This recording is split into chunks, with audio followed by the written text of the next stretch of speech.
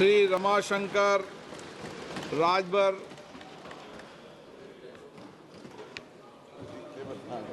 रुकिए आ जाएगा। चलिए बोलिए। आभारी हूँ अध्यक्ष जी। और देश और उत्तर प्रदेश में पीड़ितों की आवाज़ और पीडीए के नेता हमारे राष्ट्रीय अध्यक्ष माननीय अखिलेश यादव जी और हमारे सलेमपुर लोकसभा की जनता की बदौलत यहाँ जो इतने महत्वपूर्ण विषय पर बोलने का अवसर मिला है, माननीय अध्यक्ष जी, सबसे पहले तो मैं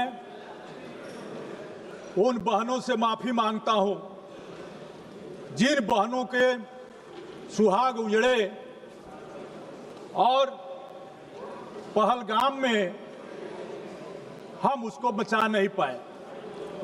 मैं अपने सेना के पराक्रम पर गौरव और घमंड करता हूं। अध्यक्ष महोदय, वहीं हम इस घटना में जो पर्यटक निर्दोष मारे गए उनको नमन करता हूं, जो हमारे सेना के जवान शहीद हुए उसको भी नमन करता हूं। अध्यक्ष जी, हमारे पूर्वांचल में एक कहावत है कि आकाश बांधो पाताल बांधो, कम से कम अपनी टाटी तो बांधो। यह सरकार आकाश बांध रही है, पाताल बांध रही है, लेकिन अपनी टाटी नहीं बांध रही है। यह साबित करता है कि अपनी टाटी अगर बंधी होती तो सैकड़ों किलोमीटर दूर से आतंकवादी हमारे घर में आता, पर्यटकों को मारता और भाग नहीं जाता। हमारे नेता पूर्व रक्षा मंत्री स्वर्गीय मुलायम सिंह यादव जी, सुभाष चंद्र बोस के बाद देश में किसी एक नेता को नेताजी कहा गया तो वह स्वर्गीय मुलायम सिंह यादव जी थे। सभापति महोदय, उन्होंने इस सदन में कहा था, भारत को किसी के दबाव में नहीं, अपने स्वाभिमान के बल पर चलना चाहिए। चाहे अमेरिका हो, चीन हो या पाकिस्तान हो, भारत को झुकना नहीं चाहिए। अमेरिका के साथ हमारे रिश्ते रणनीतिक हैं, लेकिन हमें यह ध्यान रखना होगा कि सहयोग की कोई बात, सहयोग की कोई भी शर्त बराबरी, आत्मसम्मान और पारदर्शिता के आधार पर ही हो। आज जो हुआ, मैं उसी कुछ सवालों पर आपसे कहना चाहता हूं। हमारे घरेलू नीति और विदेशी नीति कैसी होनी चाहिए? जवान की सीमा सुरक्षित हो, किसान का खेत सुरक्षित हो और गरीब का पेट सुरक्षित हो, ये हमारी नीतियां होनी चाहिए।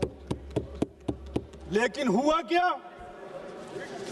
जो सवाल सामने उठकर आए, मैं कहना चाहता हूं, माननीय रक्षा मंत्री जी ने इसी सदन में कहा है कि हमने 100 आतंकवादियों को मारा। चलिए, इसका स्वागत है, लेकिन उस 100 आतंकवादियों में वो 4 आतंकवादी मारे गए कि नहीं मारे गए जो पहलगाम की घटना किए थे, यह सवाल नहीं आया। उनका नाम कब तक आएगा, यह देश जानना चाहता है। घटना 22 को होती है, 22 अप्रैल को। सभापति महोदया, 22 को घटना होती है। ऑपरेशन सिंदूर 17 दिन बाद होता है। होगी कोई परिस्थिति? देश क्या चाहता था? आतंकवादियों की मंशा कितनी खराब थी?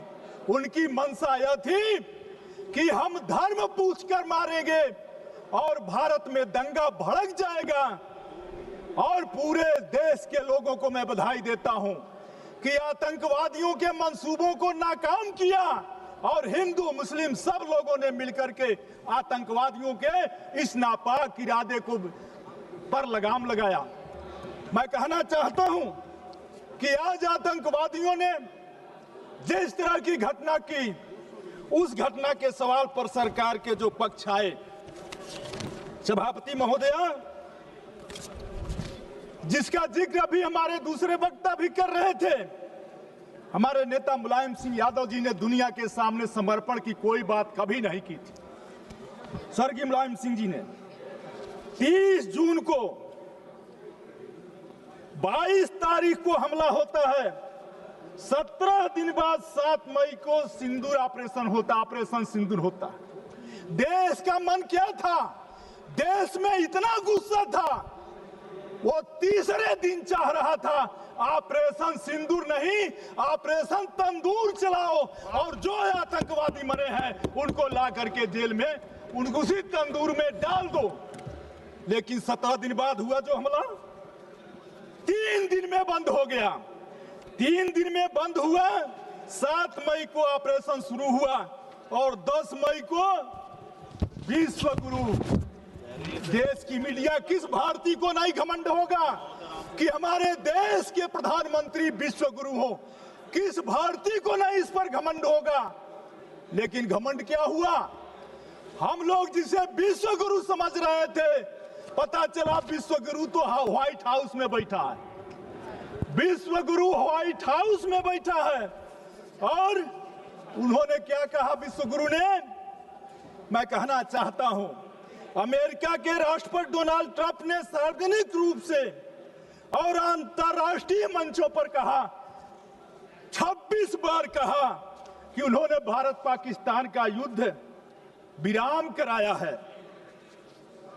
उन्होंने कई बार अंतर्राष्ट्रीय मंचों पर कहा कि उन्होंने भारत और पाकिस्तान के बीच एक बड़े न्यूक्लियर युद्ध को टालने के लिए व्यापार समझौता ऑफर किया है। हाल ही में ट्रंप ने यह भी दावा किया कि 5 फाइटर जेट गिराए गए थे, जिसमें सीडीएस के बयान की ओर भी इशारा किया। ट्रंप ने यह भी कहा प्रधानमंत्री मोदी शुरू में असहयोगी थे और संकट को कम करने के लिए अमेरिका की मध्यस्थता जरूरी थी। ये सभी दावे गंभीर और वैश्विक सुर्खियां बिटोर चुके हैं, लेकिन भारत सरकार इस पर चुप है। महोदया, प्रधानमंत्री मोदी और ट्रंप की घनिष्ठता, मित्रता के बावजूद अमेरिका ने पाकिस्तान को IMF से ऋण दिलाने के पक्ष में मतदान किया। आखिर इसका मतलब क्या था? पहलगाम हमले के कुछ ही हफ्तों बाद राष्ट्रपति ट्रंप द्वारा पाकिस्तान के सेना प्रमुख असीम मुनीर को आमंत्रित करना एक आतंक समर्थक संस्था को वैश्विक वैधता देने जैसा था और भारत सरकार राष्ट्रीय शोक के समय भी पाकिस्तान को अलग थलग करने में विफल रही। महोदया, पहलगाम में धर्म के आधार पर हुई हत्याओं के बावजूद भारत न तो इस्लामिक देशों के संगठन और OIC में झूठे निरेटिव को चुनौती दे सका और न ही मुस्लिम दुनिया से एकजुटता हासिल कर सका, जबकि यह देश भारत के करीबी सहयोगी थे। पूरे विश्व की सुर्खियां ट्रंप के दावे और संस्करण से भरी रही, जबकि भारत एक सुसंगत और मुखर आधिकारिक पक्ष अंतर्राष्ट्रीय मीडिया में पेश करने में विफल रहा। महोदया, क्वाड जैसे मंचों पर अहम भागीदार होने और रणनीतिक साझेदारी के बावजूद भारत अमेरिका को पाकिस्तान की सैन्य लीडरशिप को वैश्विक वैधता देने से नहीं रोक सका। अब मेरे अंत में कुछ सवाल हैं। महोदया, पहलगाम एक संवेदनशील इलाका माना जाता है और बैसारण में प्रतिदिन सैकड़ों पर्यटक आते हैं। इसके बावजूद आतंकवादी वहां खुलेआम घूमते रहे, धार्मिक पहचान के आधार पर लोगों को चिन्हित किया और दिन दहाड़े निर्मम हत्याएं की।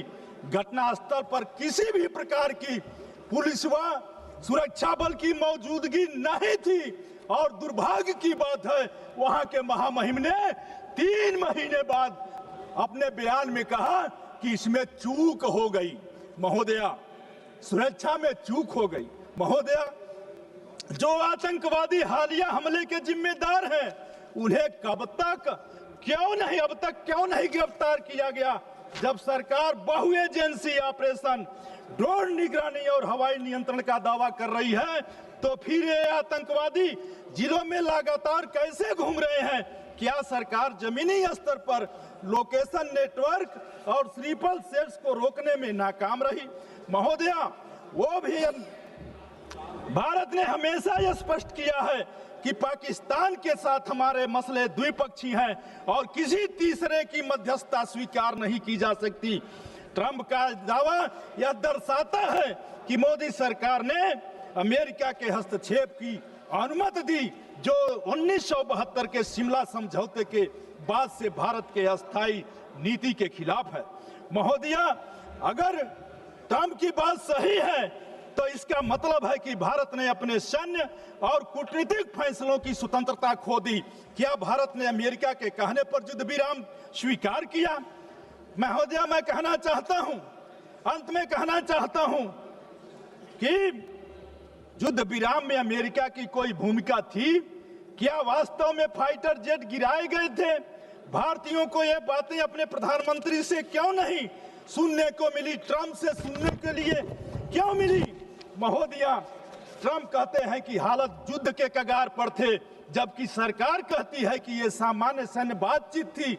दोनों बातें एक साथ नहीं सही नहीं हो सकती। या तो ट्रंप झूठ बोल रहे हैं या यह सरकार सच्चाई छिपा रही है। महोदय, ट्रंप की टिप्पणियां हमारे सेना की पेशेवर योग्यता को कम करके आंकती है, ऑपरेशन सिंदूर को गलत रूप से पेश करती है। अगर वास्तव में कोई जेट गिराए गए तो जनता को बताया जाना चाहिए। अगर ऐसा नहीं हुआ तो सरकार की रिकॉर्ड ठीक क्यों नहीं कर रही है? महोदय, बयानबाजी ने ट्रंप की भाषा और बयानबाजी ने एक बार फिर भारत और पाकिस्तान के एक साथ जोड़ दिया। इसलिए मैं अंत में कहना चाहता हूं कि सारे कुछ हो जाने के बाद अगर हमारा हमला सही था तो फिर दुनिया के 32 देशों में 59 सदस्य प्रतिनिधि मंडल गया। अगर हमारा ऑपरेशन सही था तो फिर दुनिया में क्यों हम गए थे? और अगर गए थे तो उससे क्या लाभ हुआ, यह मैं आपसे जानना चाहता हूं। इन्हीं शब्दों के साथ आपने समय दिया, बहुत बहुत धन्यवाद, बहुत बहुत धन्यवाद।